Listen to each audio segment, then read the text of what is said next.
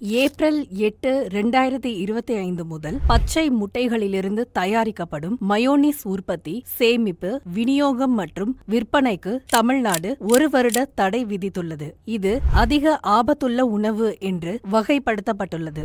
சால்மனெல்லா டைபிமுரியம், சால்மனெல்லா என்டரிட்டிடிஸ், எஸ்செரிசியா coli மற்றும் லிஸ்டரியா மோனோசைட்டோஜீன்ஸ் போன்ற பாக்டீரியாக்களுடன் தொடர்புடைய உணவு நச்சு அபாயங்கள் குறித்த கவலைகளிலிருந்து இந்த முடிவு வருகிறது. அவை முறையற்ற முறையில் தயாரிக்கப்பட்ட அல்லது சேமிக்கப்பட்ட பச்சை முட்டை அடிப்படையிலான மயோனீஸில் பெருகக்கூடும். ஷவர்மா மற்றும் சாண்ட்விச் போன்ற உணவுகளில் பொதுவாக பயன்படுத்தப்படும் மயோனீஸ் நகர்ப்புறங்களில் குறிப்பாக பிரபலமாக உள்ளது. அங்கு சிறிய உணவகங்கள் மற்றும் தெரு விற்பனையாளர்கள் எப்போதும் கடுமையான உணவு பாதுகாப்பு தரங்களை கடைபிடிக்க மாட்டார்கள். இந்த தடையின் வெளிச்சத்தில் பாதுகாப்பான மாற்றுகளை தேடும் நுகர்வோர் பாஸ்டரைஸ் செய்யப்பட்ட முட்டைகள் அல்லது முட்டை இல்லாத வகைகளால் செய்யப்பட்ட மயோனீஸை தேர்வு செய்யலாம். இந்த விருப்பங்கள் விரும்பிய சுவை மற்றும் அமைப்பை வழங்கும் அதே வேளையில் பாக்டீரியா மாசுபாட்டின் அபாயத்தை குறைக்கின்றன. நன்றி.